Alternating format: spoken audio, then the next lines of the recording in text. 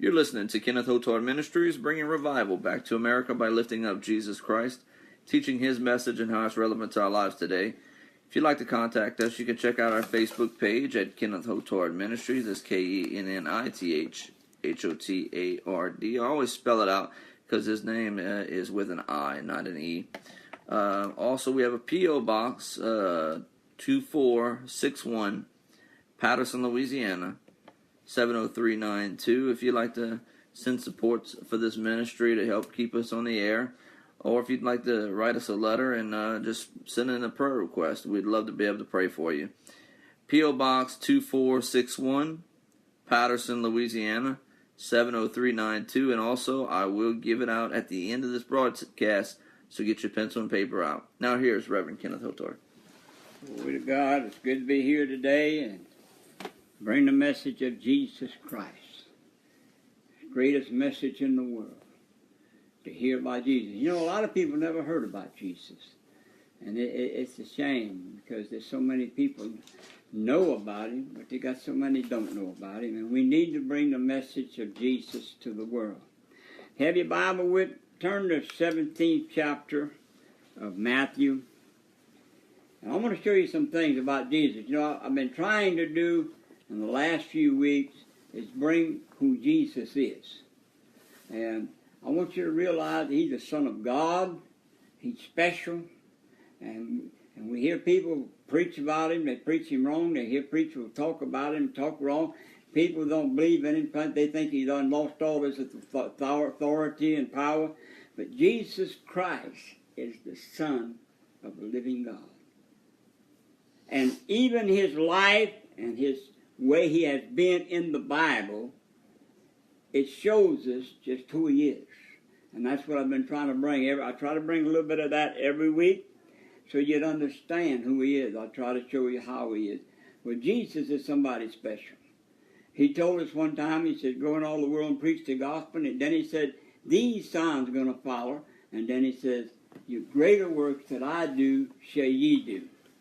And you know, that seemed to confuse the church, that right there. Greater works shall you do that I do. A lot of people can't say. They kind of say, well, we can't be a Jesus, and if we're going to do it better than Him, we've got to be a Jesus. And it's confusing to some people. Well, I'm going to explain it to you right quick. We can do what Jesus did here on earth. That's the power He gave us. He never gave us God's power. He never gave us the power He has when He's in heaven. He never said, you can be like me in heaven. He said, on earth, we can be like Him. We can do everything He done and even greater because it's going to be on earth. And that's what I want you to understand. I can do what Jesus did. I can even do greater because He told me that. But I can never be a God like He is. I can never be what He is. And I can never do the things He can do in heaven. And He went back to heaven. And so when He went back to heaven, I'll tell you, when He went back to heaven, He became who He is. You don't see Jesus as a man hanging on a cross no more. That's in the message. That's in the Bible. That's in the message. But if you've seen Jesus today, you're not going to see a man hanging on a cross. You're not going to see a man being whipped. You're not going to see a man that's deceived. You ain't going to spit on Him now. He is a God, and we must come to the place that we honor Him and recognize who He is. And we're going to see here where God honors Him. In the 17th chapter of Matthew, in the first verse. And after 6 days, Jesus taught, taking Peter, James, John, his brother, and bringing them unto the high mountain part, and was transfigured before them, and His face did shine as the sun, and His raiment was white as the light. And behold, there appeared unto Him Moses and Elijah. I want you to notice that. These are two great men of God that walked the earth. They're not great men of God on earth anymore. They're great men of God of heaven now. Because that's where they're at. They're in the kingdom of God. And they came down and visit with Jesus. I wish I could have been there to hear the conversation. They came and talked to Him, but we can't find where Peter, James, and John heard the message. They got so excited they wanted to do something just to show their honor to them, and they want to make tabernacles for them. But I would like to know what was the message that they had from them. And they talked there, and Moses, you know, the Jews, they did everything but worship Moses. He was so honored because God used Moses. He's today the greatest person that you hear about by the Jews is Moses, because he was so honored. But Elijah was a great man of power. He had a lot of power. He could do just about anything. He opened the river Jordan, and the water rolled by. He healed the sick. He could do so many things. And then one day, it was time for him to leave this world. He went a different way than most of us went. He was chariot of fire, came down and picked him up and took him up to heaven. And here, we're seeing he made it to heaven. You know, some people say, well, we don't know Jesus made it there. Well, Elijah made it there because now he's back talking to Jesus. And so it's an honor to know that Jesus and all these great men of God, and that's one thing the Jews do, and I think we ought to do, they honor the great men of the Bible. They put an honor. I'm not saying make them a God, but you honor them because they're great men of God. And now these men are no longer here, but they came here for a season to talk with Jesus. And that's what we need to see. We need to see that Jesus was somebody. You know, Jesus said, I can call 12 legions of angels when they would come to take him. He said, I could stop all this. I can call 12 legions. You know how many angels that is was at his disposal? Where can you get 12 legions? And where can I get 12 legions of angels? There ain't no one can get any of that. Then answered Peter and said unto Jesus, Lord, is it good for us to be here? If thou let us make 3 tabernacles, one for thee and one for Moses and one for Elijah. You know, when I read that for the first time, years ago I read that, but when I read it for the first time, that's one thing I was wondering, how did they know who they were? How did they know it was Moses? How did they know it was Elijah? There wasn't no invitation. We can't find there was nobody that said, Jesus, come over here, I want you to meet Moses and Elijah. It wasn't. In fact, they were so excited, they wanted to build tabernacles for them. They wanted to build something to honor them. And what I'll tell you, and so we need to realize that God's got special things, and we can see special things if we want to. But let's go on a little further. While he yet spake, behold, this is the part I want you to really get to listen to.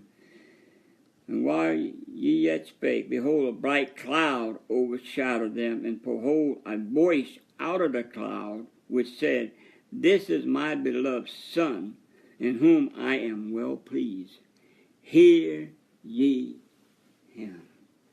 Now that's the part that I really love about this part right here, is that the Father himself spoke through a cloud to the disciples and said, This is my beloved Son, who I am well pleased. Hear ye him. And I believe that message is still good for the Christians today. Jesus is the Son of God. God pleased with Jesus. And his message is still for us to hear today. That's why it's in the Bible.